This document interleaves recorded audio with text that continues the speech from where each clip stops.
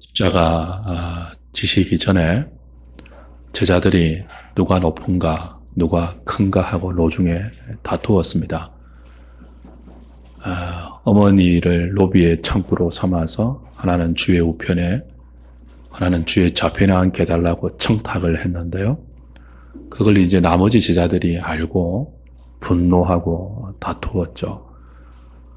서로 누가 크냐 하고 다투던 제자들을 향하여서 예수님이 주신 말씀이 바로 오늘 우리가 함께 읽은 이 유명한 말씀입니다. 인자가 온 것은 섬김을 받으려 함이 아니다. 도리어 섬기려 하고 자기 목숨을 많은 사람의 대속물로 주려 합니다. 예수님은 높아지기 위해서 오신 분이 아니라는 거죠. 이미 높으신 분입니다. 높으신 분이 이 땅에 오신 것은 더 이상 낮아질 수 없는 자리까지 낮아지신 것입니다. 근데 그분을 믿는다고 하는 제자들이 그 낮아지신 주님을 이용해서 더 큰 자리로 더 높은 자리를 탐했다는 것은 예수님이 왜 오셨는지를 망각한 무지의 소치겠죠. 그래서 오늘 우리가 믿음이라는 내용을 공부할 것인데요. 우리가 예수님을 믿는다라고 할 때, 그 예수님을 믿고 구원을 받는다라고 할 때, 구원 얻는 믿음의 가장 기초는 바로 이 예수님께서 말씀하신 인자가 온 것은 섬김을 받기 위한 것이 아니고 섬기려 왔고 많은 사람을 위해서 자기 목숨을 대속물로 내어주기 위해서 오셨다고 하는 이 말씀의 본의를 그대로 수용하고 믿고 의지하고 찬동하는 거예요. 그래서 예수님이 죽으신 것은 내가 죽어야 할 죄의 삭을 대신 죽으신 것이다 하는 믿음이 구원 얻는 믿음입니다. 예수님이 나를 위해서 내 죄값을 치르는 죽음을 위해서 오신 분이라는 믿음이 없으면 구원 얻는 믿음이라고 말할 수 없겠죠. 그런 믿음 없으면 그 믿음 가지고 서로 다툰단 말이죠. 그리고 그 예수님의 죽음이 역설적으로 나를 새롭게 살리기 위한 죽음이라는 것을 분명히 믿는 것이 필요합니다. 이 믿음 없이는 아무도 구원받을 수 없죠. 이제 오늘 그 내용을 하나씩 해 가기로 하고요. 교환에 따라서 구원론 7번째 믿음에 관한 내용을 살피도록 하겠습니다. 교환 보십시오.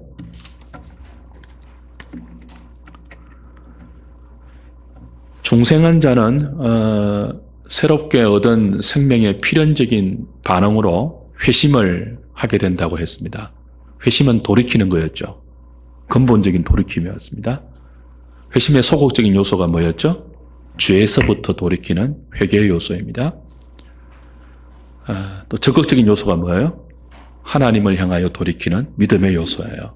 그래서 회개는 우리가 이미 지난번에 했고 오늘은 회심의 적극적인 요소, 믿음을 함께 좀 보죠. 자, 회심과 회개와의 차이가 뭐였죠? 첫 번째 결정적인 믿음, 첫 번째 결정적인 회개가 회심이라고 했습니다. 그리고 따라 나오는 지속적인 회개, 지속적인 믿음을 회심의 두 요소로 우리가 보는 거죠. 그래서 오늘 회심의 두 요소 가운데 적극적인 믿음의 요소. 결정적으로 우리가 예수님을 믿는다라고 할 때 그 믿음이라는 의미와 평생 이어지는 그 믿음의 의미를 좀 확인하는 것이 필요합니다. 죄에 대해 지속적인 자기 죽임을 실현하고 하나님에 대해 지속적으로 살아있는 삶을 살게 하는 것이 바로 믿음에 속한 일입니다.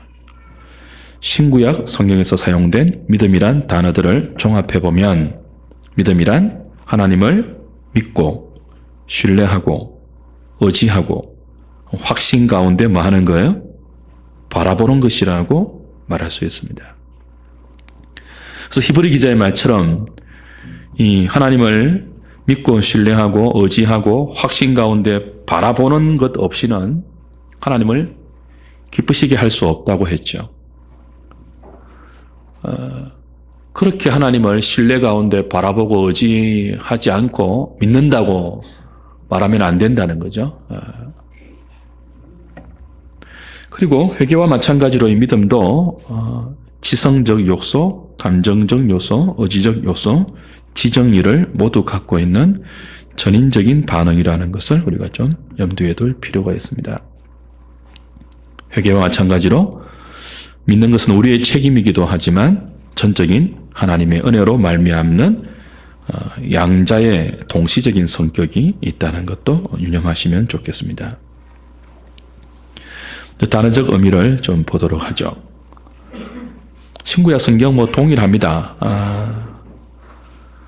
구약 성경에서 가장 보편적으로 쓰인 믿음이라는 단어는 해민이라는 단어인데 입증된 사실로 인정한다라는 뜻을 가진 단어이죠. 특별히 하나님이 자신과 관련해서 행하신 일 그리고 하나님 말씀에 대해서 전적인 신뢰를 담아 아멘 하고 동의하고 인정하는 것을 해민이라고 해요. 그래서 아멘이라는 말이 해민에서 나온 말이에요. 아멘, 우리 언제 아멘 해요? 내가 그렇게 동의합니다.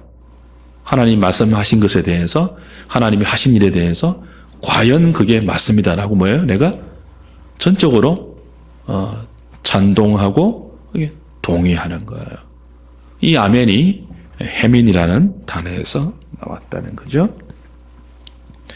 피하다는 뜻의 차사 혹은 기대다는 뜻의 바타크도 전인적인 신뢰를 포함하는 단어예요. 단지 지식적으로 동의하는 정도가 아니고 모두 전인적인 신뢰를 포함하는 단어라는 것. 이건 신약 성경에도 동일합니다. 대표적으로 피스티스라는 단어, 피스투에인이라는 동사, 피스티스 믿음이라는 단어이고요. 피스투에인 믿는다라는 동사인데요. 동일한 표현, 동일한 의미예요. 전인적인 개념을 다 갖고 있다는 거죠. 지성적으로만 동의하는 것이 아니고 전인적으로 신뢰하고 의존의 개념을 담고 있는 그런 단어다는 것입니다. 특별히 요한복음에서 말하는 믿음, 피스투에인이라는 이 단어는 그리스도를 아버지께서 세상에 보내신 분으로 인정하며 그분에게 매달리고 그분만을 신뢰하는 것을 의미합니다. 그런 믿음, 전인적인 믿음을 통해서 우리는 지금 현재 영생을 소유하고 맛보고요. 그리고 미래에 완성될 영생을 소망하게 되는 것입니다. 단지 데이터를 갖고 있는 그런 지적인 정도가 아니고 지성적인 요소라고 할 때는 전인적인 찬동을 포함한다는 거 꼭 기억할 필요가 있습니다. 조금 더 구체적으로 믿음의 내용을 살피면요. 믿음은 맹목적인 실존적 도약이 아니라는 거죠. 예를 들면 코미디 방송에서 믿습니다 하는 그런 개그 있잖아요. 그렇게 될 줄 믿습니다 하는 거 있잖아요. 그 아무런 대상과 아무런 내용 없이 자기의 소원을 걸어놓고 믿습니다 하는 그 자기의 소원을 향한 믿음을 가지고 실존적으로 껑충 도약하는 그게 아니고 성경이 말하는 구체적인 믿음은 분명히 믿음의 대상이 있고 믿음의 내용이 있는 거예요. 성삼위 하나님을 믿는 것이고 성삼위 하나님께서 하신 일을 믿는 거예요. 그렇죠? 그러니까 하나님과 하나님이 하신 구원의 일 혹은 섭리의 일에 대한 내용이 없으면 맹목적인 믿음이 될 수밖에 없죠. 그 맹목적인 믿음이 소위 말하는 긍정적 사고 아닙니까? 그죠? 적극적인 사고방식 아닙니까? Positive thinking. 그건 믿음이 아니에요, 그건. 그건 맹목적인 도약이란 말이에요. 그렇게 될 줄로 긍정적으로 생각하고 그걸 믿는 것은 믿음이 아니에요. 거기에 뭐 하나님이라는 성삼위 하나님이라는 대상도 없고 그 하나님이 내게 하신 말씀이라는 구체적인 내용도 없고 그렇잖아요. 그래서 자기의 소원을 걸어놓고 긍정적으로 될 줄로 믿는 그건 믿음이 아니라는 거죠. 다시 말하면 믿음은 하나님과 그리스도를 누구로 믿느냐, 이게 중요합니다. 창조주로 믿고 구원자로 믿고 승리자로 믿는 것이 중요해요. 누구를요? 삼위 하나님을 말이죠. 그리고 그분이 나의 구원을 위해서 무엇을 하셨고 지금도 무엇을 하고 계시며 어떻게 세상을 다스리고 있다 하는 것들을 구체적으로 믿어야 한다는 거죠. 이것을 믿을 때 우리 믿는 자의 주관적인 신뢰와 분리해서도 안 됩니다. 그 하나님의 존재와 하나님이 하신 일들을 우리가 내용을 갖고 믿을 때 그것을 믿는 우리의 신뢰, 그것을 믿는 우리의 그 찬동, 그건 주관적이잖아요. 하나님이 하신 일은 객관적인 계시고요, 객관적인 진리이고 그 객관적인 대상인 하나님과 객관적인 하나님이 하신 일에 대한 진리를 믿는 것은 나라는 주관적인 주체란 말이에요. 나의 주관적인 확신도 믿음 안에 포함된다는 거죠. 나의 주관적인 확신을 빠뜨리고 믿음의 대상 대신 하나님만 이야기해서 믿음을 정의하면 그게 이제 역사적인 신앙에 머무를 수 있고 일시적인 신앙, 지식적인 신앙에 머무를 수 있습니다. 반면에 믿음의 대상인 하나님과 하나님이 하신 일을 내용으로 갖지 않는 믿음은 광신이 될 수 있고 맹목적인 믿음이 될 수 있죠. 성경이 말하는 구원 얻는 믿음은 이 둘을 동시에 갖고 있는 것입니다. 전인적인 믿음이에요. 아까 우리 본문에서 읽었던 마가복음 10장 45절의 내용 같은 경우, 그죠? 풋노트 2번을 보시면 이렇게 되어 있죠. 이 예수님 하신 이 말씀은 주는 그리스도요 살아계신 하나님의 아들이라는 베드로의 고백과 동일한 의미의 예수님의 교훈입니다. 이 믿음 없이는 예수님을 내 죄를 위한 대속주로 믿는 이 믿음, 예수님의 죽음이 나를 살리기 위한 죽음이라는 이 믿음 없이는 아무도 구원에 이를 수 없습니다. 그래서 개혁신학자 해편은 이렇게 말하죠. 신앙의 내용의 가장 깊은 핵심은 뭐라고요? 그리스도의 죽음이에요. 그러니까 우리가 예수님을 믿는다고 할 때 예수님이 왜 죽었는지를 믿어야 돼요. 내 죄를 위해서 죽었다는 것을 믿어야 돼요.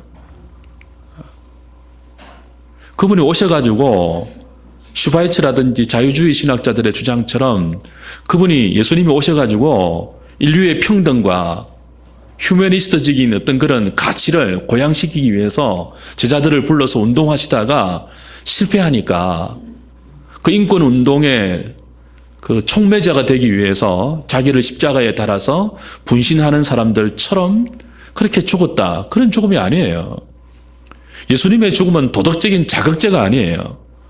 예수님의 죽음은 대속 죽음입니다. 대속을 위한 죽음입니다. 나의 죄를 사셔서 내가 치르지 못하는 죄의 값을 대신 치르신 그 죽음이에요. 그걸 믿지 않으면 다른 어떤 형태의 믿음을 가진다 할지라도 이 기본적인 십자가의 죽음의 의미, 부활의 의미, 그걸 믿지 못하면 참된 믿음이 아니라는 거예요.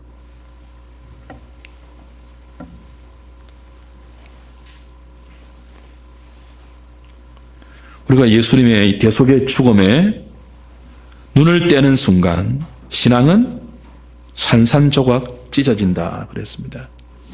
고차원적인 믿음, 고상한 믿음을 추구하면서 예수 그리스도의 십자가의 이 원색적인 죽음에 대한 믿음을 포기하고 고차원적으로 믿음을 전개시켜 나가면 그때부터 뭐예요? 성경이 말하는 참된 믿음은 산산조각 찢어진다는 거예요. 우리 의외로 그런 거 많이 보죠. 믿음이라고 하면서 얼마 전에 뭐 성당에서는 법륜 스님 모셔가지고 강론을 들었는데요. 거기서 누가 질문한 줄 아십니까?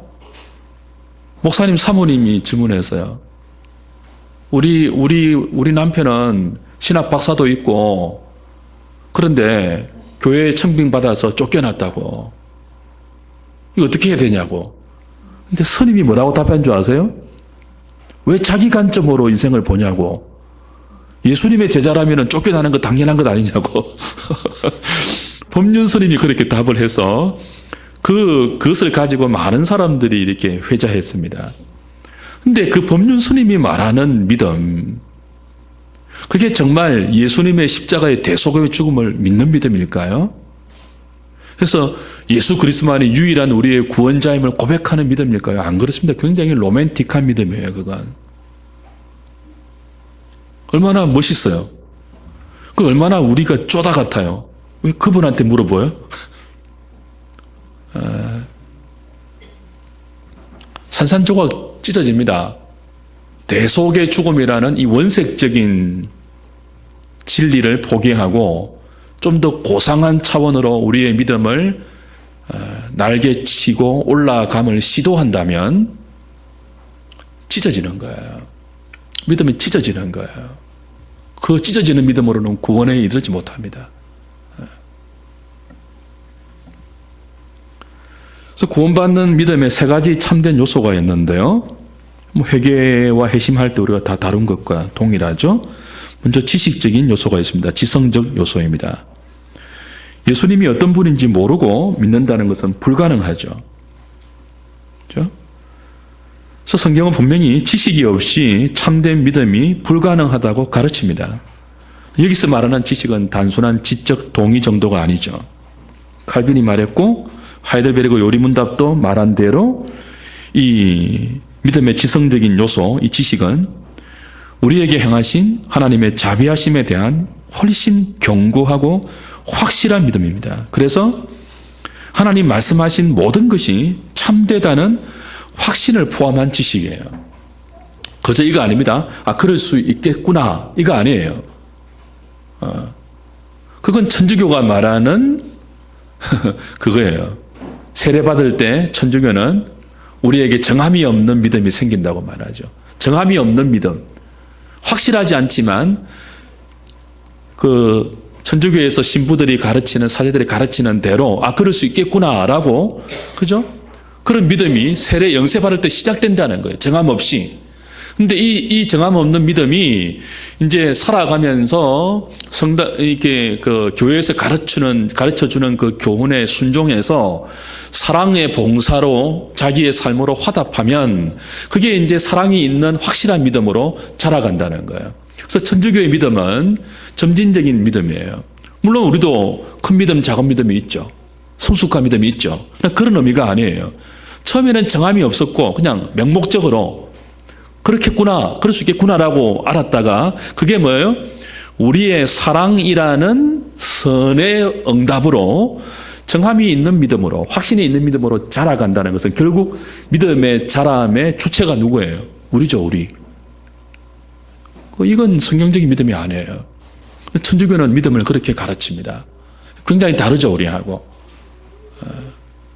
근데 우리가 말하는 지식적인 요소, 믿음의 지성적인 요소는 그렇게 정함이 없었다가 정함이 있는 믿음으로 자라가는 것이 아니고 처음부터 하나님께서 회심의 은혜를 주셔서 중생한 자가 하나님을 향하여 돌이킬 때 처음부터 뭐예요? 확실하게 예수님께서 나를 위해서 돌아가신 대속의 죽음을 믿는 확실한 믿음을 가지고 시작한다는 거예요. 그 믿음을 가지고 우리 인생을 하나님께 돌이킨다는 거예요. 물론 그 믿음의 강도의 차이는 있겠지만 그 분명한 확신이 있다는 거예요. 정함이 없는 게 아니에요. 처음부터 그 확신을 주시는 게 성령이 주시는 믿음이에요. 누구든지 성령이 아니면 예수를 주라고 시인할 수 없다고 했잖아요. 성령이 하시는 예수님을 주라고 시인하게 만드는 것은 그냥 주가 아니에요. 이분이 나의 대속주구나, 나를 위해서 십자가에 돌아가셨구나 하는 것들을 믿는 믿음이에요. 그걸 지식적으로 깨닫고 찬동하는 거예요. 정함이 없는 게 아니에요. 애매모호한 게 아니에요.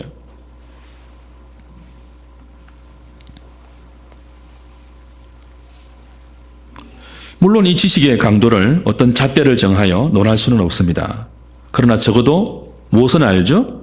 나는 구원이 필요한 죄인이며 나는 스스로 나를 구원할 수 없으며 오직 십자가에 달려 죽으시고 부활하신 그리스도만이 나의 죄와 그로 인한 하나님의 진노에서 나를 구원할 수 있다는 것을 분명히 아는 새로운 지각이 중생한 사람에게 생기는 거예요. 그 강도는 다를 수 있지만 개인적으로 분명히 아는 새로운 지각이 생겨요. 그 새로운 지각으로 예수님을 믿는 거예요. 그게 믿음의 지적인 요소이죠.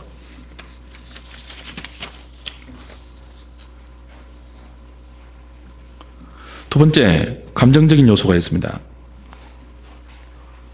그래서 우리가 천주교가 말하는 믿음의 설명은 결코 우리가 동의할 수 없어요. 믿음의 감정적인 요소는 하나님 말씀에 대해서 뜨겁게 받아들이는 마음의 찬동을 동반하는 거죠. 참되게 받아들이고, 이 믿음의 감정적인 요소가 없다면 우리는 신앙의 진지한 싸움을 시작할 수 없습니다. 그리고 이건 지적인 요소와 별개로 분리되는 게 아니에요. 늘 같이 가는 거예요. 믿음의 지정의, 회개도 그렇고 회심도 그렇습니다. 동시에 함께 오는 전인적인 반응이죠. 이게 따로나 점차적이 아니에요. 이 세 개가, 이 지정의라는 이 세계적인 인격의 요소가 동시에 우리 가운데 하나님의 성령의 은혜 가운데 역사되어서 삼위 하나님과 그분이 나를 위해서 하신 구원의 일에 대해서 받아들이고 찬동하고 또 그분을 따라가는 것. 그게 이제 믿음의 세 요소라는 거죠.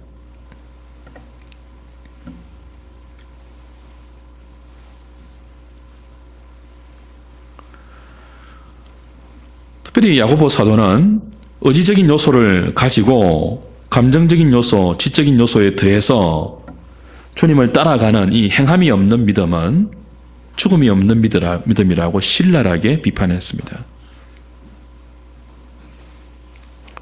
귀신도 믿고 떤대요, 하나님에 대해서. 귀신도.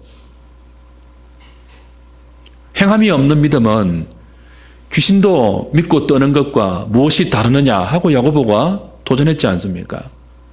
그러니까 단순히 믿음은 귀신도 아는 그 하나님, 그 정도가 아니에요. 어떤 절대자, 그분이 계시겠지, 그 정도가 아니에요. 그분이 세상을 창조하셨고, 나는 하나님의 피조물이며 죄를 지은 죄인인데 나를 위해서 아들을 보내셨고, 그 아들이 나를 위해 십자가에 죽으셨고 부활하셨고 성령님이 그것을 믿게 하셨다는 것을 적은 씨앗이나마 우리는 중생한 이후로부터 생명의 반응으로 그 지정의가 함께 작용하는 참된 믿음을 선물로 받은 거예요. 이 참된 믿음은 아무에게나 주어지지 않죠. 택자에게만 주어지는 하나님의 놀라운 선물이죠. 그리고 이 믿음을 갖게 하는 것은 하나님의 능력의 결과입니다. 믿음을 가지는 것은 인간의 능력이 아닙니다. 비록 우리가 믿는 것이지만, 그죠? 우리 편에서는 이게 인간의 능력이 아니에요. 하나님의 모든 위력을 다 사용해서 생긴 결과가 믿음이라는 것입니다. 제가 자주 비유하죠. 저는 6일 창조를 믿는 사람이에요. 요즘 과학자들이 보면 저 같은 사람을 꼴통 보수라고 부릅니다. 저는 젊은 지구를 믿는 사람이에요. 저는 유신 진화론을 믿지 않습니다. 하나님이 진화론적인 방식으로 세상을 창조했다고 믿는 사람이 아닙니다. 저는 창세기에 나오는 저녁이 되고 아침이 되는 이는 첫째 날이라 계속되는 이 날의 사이클이 24시간이라고 믿는 사람입니다.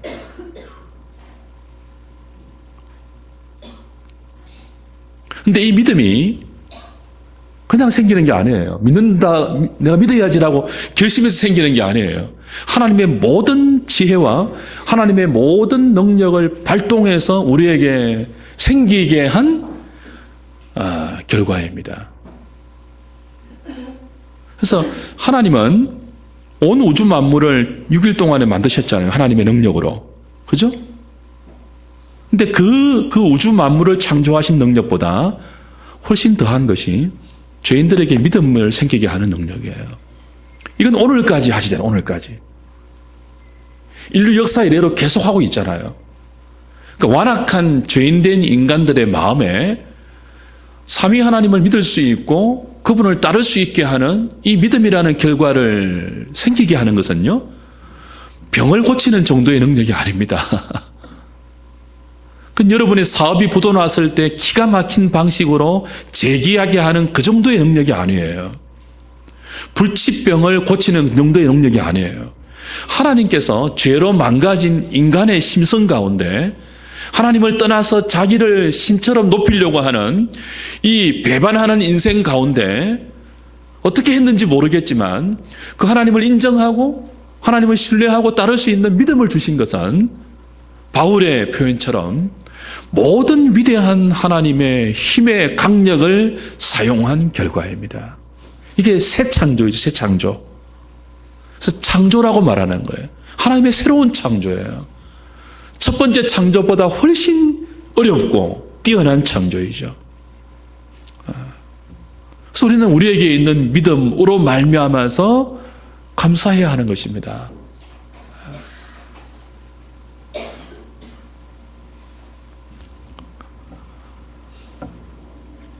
믿음의 특징을 보십시오. 네 번째. 이제 믿음의 특징에서 알미니우스주의와 우리 개혁신앙의 큰 차이가 나는데요. 물론 믿음은 하나님의 선물이고 동시에 우리의 반응이죠. 그래서 믿음 안에서 우리는 하나님의 주권과 사람의 책임이라는 두 요소의 신비한 융합 혹은 조화를 발견합니다. 하나님은 우리에게 믿음을 선물로 주셨는데 로봇적으로 받게 하는 것이 아니고 우리의 전 인격 속에 하나님의 능력으로 믿음이라는 반응을 일으킨단 말이에요. 우리 편에서 반응을 일으킨단 말이에요. 그래서 우리 편에서 볼 때는 이게 우리가 믿는 거예요. 우리가 하나님을 믿는 거예요. 그리스도가 믿어주는 게 아니에요. 우리가 믿는 거예요. 이 둘의 신비한 통일이 일어나는데 우리 개혁주의 신앙에서는요, 그 믿음을, 우리가 믿는 이 믿음을 철저하게 하나님의 선물이며 택하심의 열매이며 중생의 결과라고 봅니다. 믿음이 뭐라고요? 중생의 결과로 봐요, 우리는. 논리적으로 이건 당연한 순서죠. 믿음이 왜 생긴다고요? 중생했기 때문에 그 새로운 생명의 반응으로 하나님께 돌아서는 행위란 말이에요. 근데 이걸 학론파 아미스주의자는 어떻게 봅니까? 거꾸로 봐요, 순서를. 우리가 하나님께서 선행원총을 주시면 이 선행원총이라는 말을 좀 이해하실 필요가 있는데요. 이건 이제 웨슬레안이나 알미니안들이 주장하는 신학적인 이론이죠. 특별히 알미니안들은 인간의 전적 타락을 부정합니다. 부분 타락을 주장한단 말이에요. 그래서 부분 타락한 인간에게 하나님이 선행언총을 베푸셔서, 우리가 믿기 전에 선행언총을 베푸셔서 그 부분 타락한 인간을 좀 개조했다는 거예요. 예수님이 십자가에 달리실 때. 그래서 우리는 선행언총으로 예수님을 믿을 수 있는 의지를 회복했다는 거예요. 그게 선행언총이에요. 우리의 믿음 이전에 하나님께서 먼저 은총을 베푸셔서 믿을 수 있도록 해놨다는 거예요. 그리고 이제 우리가 믿어요. 그 믿음의 결과로 중생한다고 봐요, 그들은. 우리는요? 아니죠. 죄와 허물로 죽었던 사람이 어떻게 믿을 수가 있습니까? 선행원총은 믿도록 우리의 의지를 사용하는 것인데 우리는 그게 아니고 우리는 선행언총이 아니고 특별언총으로 믿음을 갖는 거예요. 어렵습니까? 자, 선행언총으로 믿게 해서 중생한다는 게 알미니우스주의자들의 주장입니다. 우리가 믿는 것을 강조해요. 근데 우리는 뭐라고 한다고요? 선행언총으로 믿는 것이 아니고 특별언총으로 믿게 되는 거예요. 그죠? 그 특별언총으로 믿게 되는 것은 중생했기 때문에 가능한 거예요. 믿어서 중생에 도달하는 게 아니고 하나님께서 특별한 언총으로 우리를 유효한 부르심으로 불러 중생케 하시니까 생명의 반응으로 믿음이 생기는 거예요. 그 순서를 유념하시면 좋겠습니다. 이게 그래 중요하냐라고 얘기할 수도 있겠지만 중요한 부분이 있습니다. 이게 예수 믿고 구원 얻는데 결정적으로 그걸 안 믿으면 지옥 간다 그 뜻은 아니에요. 근데 신앙생활을 겸손하게 하는 데는 이 순서가 굉장히 중요합니다. 내가 믿어서 중생에 이르면 나의 믿음이 공로가 될 수 있습니다. 자랑이 될 수 있습니다. 나는 믿는데 넌 왜 못 믿어? 이렇게 될 수 있습니다. 근데 그게 아니고 하나님이 나에게 특별한 은혜를 주셔서 중생시켜서 이 믿음이라는 말도 안 되는 열매가 생긴 것을 우리가 인정한다면 믿음은 늘 겸손할 수 있는 그게 되죠. 그래서 내가 믿었다고 주장해도 천국 갈 수는 있겠지만 겸손할 수 않을 수 있다는 사실을 유념하면 좋겠어요. 저는 알미니우스가 지옥 간다는 말은 하고 싶지 않습니다. 제가 신학대학원 처음 갔을 때 성결교는 다 이단이라고 배웠습니다. 감리교는 다 이단이라고 배웠습니다. 너무 칼빈주의의 철저한 분이 말아서 엄밀한 개혁주의라고 말하죠. 저는 엄밀한 개혁주의를 별로 안 좋아합니다. 어떻게 알아요? 칼빈과 웨슬레가 얼마나 서로를 존중했는데요. 어떻게 알면 침례교가 구원이 없다고 말할 수 있습니까? 예수 믿는데 조금 차이는 있겠죠. 개혁주의는 따뜻합니다. 하나님의 자비하심을 늘 염두에 둡니다. 나 같은 사람도 구원하셨다면 저 형제도 구원할 수 있다는 믿음을 가지고 사람을 대합니다. 칼같이 나누지 않습니다.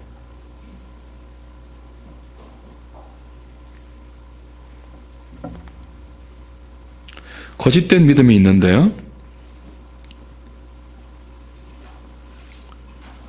성경에는 구원에 이르는 참된 믿음이 아니고 일시적인 믿음, 역사적인 믿음, 기적과 이적을 신봉하는 믿음 등 참된 믿음이 아닌 거짓된 믿음에 대해서도 거론하고 있습니다. 이 거짓된 믿음을 좀 찾고 마무리를 하죠. 그래서 이걸 잘 구별을 안 하면 구원에 탈락이 있다고 자꾸 거릇된 주장을 합니다. 히브리서 나중에 보겠지만 히브리서 한번 보십시오. 히브리서 6장 4절부터 9절 본문 있습니까? 한번 읽어볼까요? 시작. 한번 빛을 받고 하늘의 은사를 맛보고 성령에 참여한 바 되고 하나님의 선한 말씀과 내세의 능력을 맛보고도 타락한 자들은 다시 새롭게 하여 회개하게 할 수 없나니 이는 그들이 하나님의 아들을 다시 십자가에 못 박아 드러내놓고 욕되게 함이라. 그렇죠? 예. 바가는 자들이 서기에 합당한 채소를 내면 하나님께 복을 받고 만일 가시와 엉겅퀴를 내면 버림을 당하고 그 마지막은 불사람이 되리라. 사랑하는 자들아 우리가 이같이 말하나 너희에게는 이보다 더 좋은 것 곧 구원에 속한 것이 있음을 확신하노라. 그렇죠? 여기 이제 거짓된 믿음을 우리가 볼 수 있는데요. 히브리서 6장 방금 읽은 이 구절은 참 난해 구절입니다. 이걸 가지고 늘 싸워요. 봐라, 한번 빛을 받고 하늘의 은사를 맛보고 성령에 참여한 사람도 구원에서 떨어질 수 있지 않느냐라고 이 구절을 해석하죠. 근데 이건 그런 구절이 아닙니다.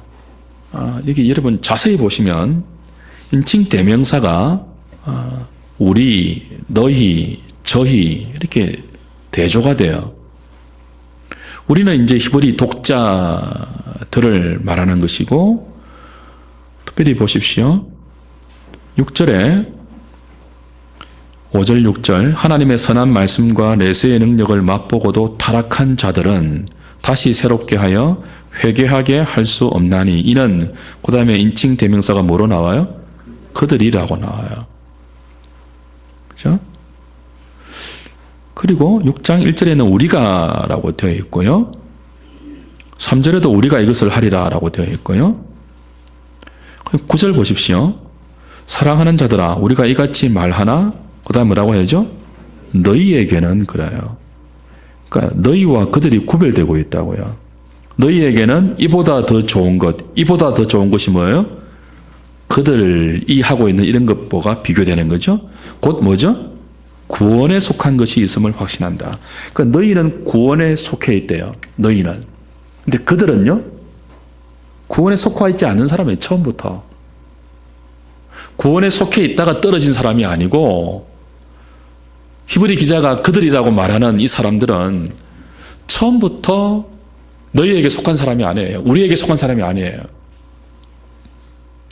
그러니까 믿는 것처럼 보인 거죠. 한번 빛을 받는 종교적인 감흥과 종교적인 어떤 행위에 열중한 적이 있죠. 이 사람들은 처음부터 뭐예요? 구원 얻는 믿음을 생명으로 가진 자들이 아니에요. 그러니까 믿다가 배교한 자들이 아니에요. 믿다가 자기 의지로 탈락한 자들이 아니에요. 이 구절을 가지고 성도의 견인을 부정하면 안 되겠죠. 물론 히브리 기자는 배교의 위험 앞에 있는 히브리 독자들, 굉장히 지금 그 믿음에 대해서 핍박이 많고 손해가 많고 박해가 많은 현실 속에서 많은 유대교에서 기독교로 개종한 사람들이 너무 많은 핍박을 받았기 때문에 다시 유대교로 돌아가고 싶은 현실적인 위협이 있었단 말이에요. 그들을 위해서 지금 경고하는 거예요. 배교를 경고하면서 이 전체적인 문맥이 지금 6장까지 이어지고 있단 말이에요. 근데 분명히 인칭 대명사를 보면 너희와 그들은 처음부터 다른 사람들이에요. 이걸 뭐 복잡한 이야기는 더 말씀드리지 않겠습니다. 이걸 그냥 이렇게 드러나는 그만 보고 예수 믿다가도 보죠. 한번 성령의 비침을 받고 빛을 보고 이렇게 하다가도 얼마든지 다시 타락해서 죄악된 세상으로 돌아갈 수 있다. 구원의 탈락이 가능하다. 그렇게 보는 것은 그 문법적인 해석에 그릇된 거죠. 결국 여기 나오는 이 그들은요, 뭐예요? 처음부터 거짓된 믿음을 가진 자예요. 처음부터. 중생한 자들이 아니에요. 알곡이 아니고 뭐라고 할 수 있죠? 가라지라고 할 수 있죠.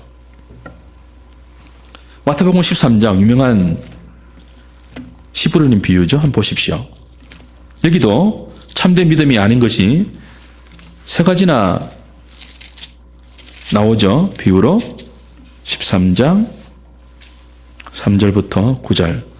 예수께서 비유로 여러 가지를 그들에게 말씀하여 이르시되 씨를 뿌리는 자가 뿌리러 나가서 뿌리새 들어는 길가에 떨어짐에 새들이 와서 먹어버렸고 들어는 흙이 얕은 돌밭에 떨어짐에 흙이 깊지 아니하므로 곧 싹이 나오나 해가 돋은 후에 타서 뿌리가 없어지므로 말랐고 들어는 가시떨기 위에 떨어짐에 가시가 자라서 기운을 막았고 들어는 좋은 땅에 떨어짐에 어떤 것은 100배 어떤 것은 60배 어떤 것은 30배의 결실을 하였느니라.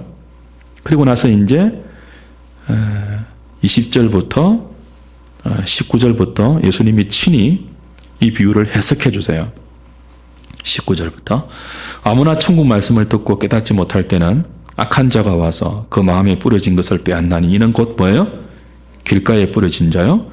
돌밭에 뿌려졌다는 것은 뭐예요? 말씀을 듣고 즉시 기쁨으로 받되 뿌리가 없어 잠시 견디다가 말씀으로 말미암아 환난이나 박해가 일어날 때는 곧 넘어지는 자고 가시떨기에 뿌려졌다는 것은 말씀을 들으나 세상의 염려와 재물의 유혹에 말씀이 막혀 결실하지 못하는 자다. 자 보십시오. 길가에 뿌려진 씨앗 그리고 돌밭에 뿌려진 씨앗 가시떨기에 뿌려진 씨앗.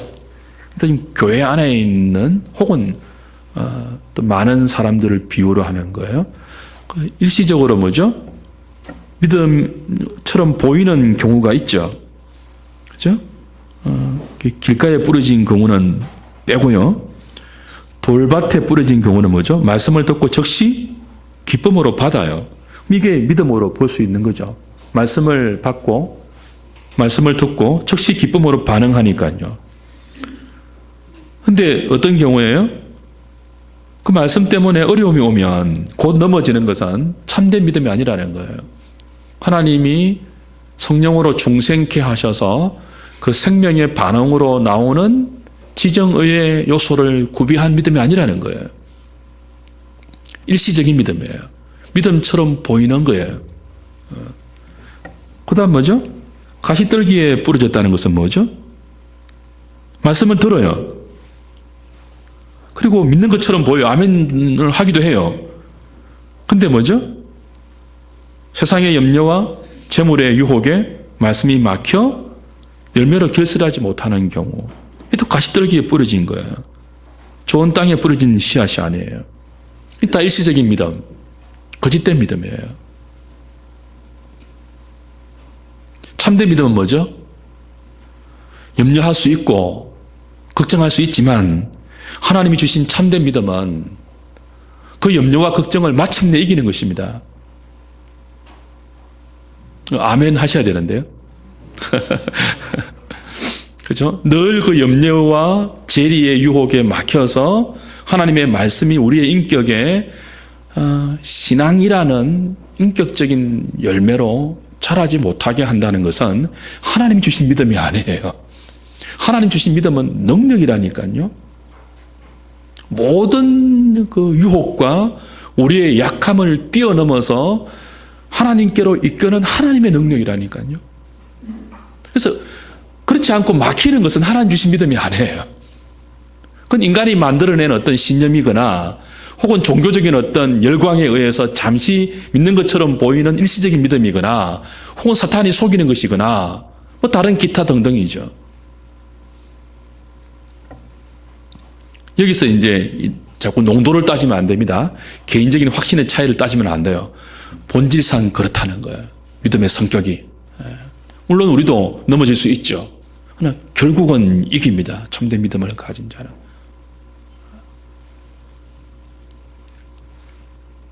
그리고 이 씨 뿌리는 비유는 밭의 비유가 아닙니다. 씨 뿌리는 비유예요. 좋은 밭이 되자 하는 비유가 아닙니다. 그렇잖아요. 우리가 어떻게 좋은 밭이 됩니까? 씨를 뿌리는 비유예요. 예수님이 씨를 뿌려요, 인자가. 예수님이 씨를 뿌리는데도 현재적인 하나님의 나라는 뭐예요?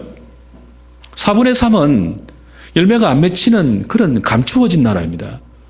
예수님이 씨를 뿌리는데 악한 자가 빼앗아갈 수 있는 나라예요. 이 마태복음 13장은 이 천국 비유란 말이에요. 지금 예수님으로 말미암아 천국이 임해 있어요. 어떻게 임했는가 하면은 너희는 보면 알지만 그들은 봐도 모르게 미스테리하게 무스토리언하게 임해 있습니다. 그게 이제 첫 번째 비유로 씨 뿌리는 비유로 지금 현재 있는 천국이 이렇게 임해 있다는 것을 가르치는 거예요. 예수님이 천국을 가지고 와서요. 천국의 주인이에요.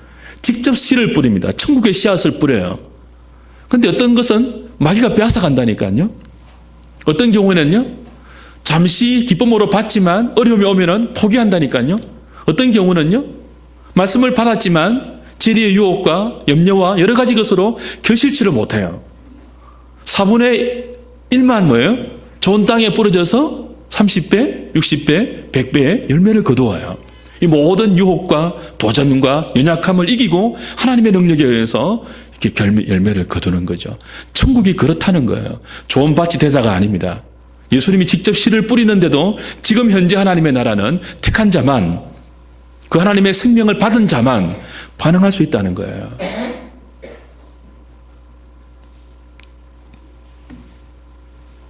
우리가 좋은 밭이 되자고 하면 좋은 밭이 되는 게 아닙니다. 좋은 밭은 중생한 밭입니다. 중생한 밭만 열매를 맺는 거예요. 야고보서 2장 아까 했죠? 읽어볼까요? 19절 20절 시작. 내가 하나님은 한 분이신 줄 믿느냐?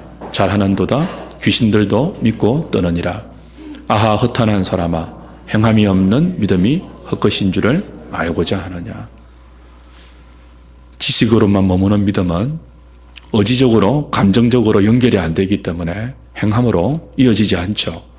행함이 없는 믿음은 귀신이 믿는 믿음과 똑같은 허탄한 믿음이라고 야고보서도 말하고 그건 거짓된 믿음인 것입니다. 행함이 동반되는 믿음이 참된 믿음이고 그게 구원 얻는 믿음이라고 말할 수 있죠. 마태복음 7장 21절, 22절, 23절 읽어볼까요? 나더러 주여 주여 하는 자마다 다 천국에 들어갈 것이 아니요 다만 하늘에 계신 내 아버지의 뜻대로 행하는 자라야 들어가리라. 그날에 많은 사람이 나더러 이르되 주여 주여 우리가 주의 이름으로 선지자 노릇하며 주의 이름으로 귀신을 쫓아내며 주의 이름으로 많은 권능을 행하지 아니하였나이까 하리니 그때 내가 그들에게 밝히 말하되 내가 너희를 도무지 알지 못하니 불법을 행하는 자들아 내게서 떠나가라 하리라. 이적을 믿는 믿음, 일시적인 믿음, 기적을 따라가는 믿음, 그것도 참된 믿음이 아닐 수 있다는 거죠. 주여 주여 하는 것이 믿음으로 보일 수 있지 않습니까? 주여 주여 하면서 뭐까지 한다고요? 권능을 행한다고요? 주의 이름으로 귀신을 쫓아낸다고요? 얼마나 큰 믿음처럼 보일 수 있습니까? 주의 이름으로 선지자 노릇까지 한다고요? 그런데 불법을 행하면 뭐예요? 도무지 모른다고 하십니다. 불법이 뭘까요? 불법을 행하는 것은 아무리 주의 이름으로 믿음을 발휘하는 것처럼 보여도 그건 모른다입니다. 내게서 떠나가라입니다. 난 너 모른다입니다. 왜냐하면 불법을 행했기 때문에. 그러니까 주의 이름으로 귀신을 쫓아내는데 불법이 될 수 있습니다. 주의 이름으로 권능을 행하는데 불법이 될 수 있어요. 주의 이름으로 선지자 노릇을 하는데 불법이 될 수 있어요. 어떤 경우일까요? 앞뒤로 계속 나오는 문맥이죠. 내 말을 듣고 그죠? 행하는 자는 반석 위에 집을 세운 자와 같으니 내 말을 듣고 행하지 않는 자는 모래 위에 집을 세우는 것 같다. 그 모래 위에 집을 짓는 것도 행함이 있어요, 없어요? 있죠. 헷갈리면 안 됩니다. 모래 위에 짓는 것은 행함이 없는 것이고 반석 위에 짓는 것은 행함이 있는 것. 그렇게 구별하는 게 아니에요. 내 말을 듣고 행하는 것은 뭐예요? 반석 위에 집을 짓는 것이고 내 말을 듣고 행하지 않는 것은 모래 위에 집을 짓는 거예요. 둘 다 행함이 있다고요. 근데 행함의 근거가 뭐예요? 내 말이냐? 내 말이. 주님의 말이냐? 주님 말이 아니냐에 따라 있습니다. 그 불법이 뭐죠, 그럼? 주님 말씀이 아닌 것으로 행하는 거예요.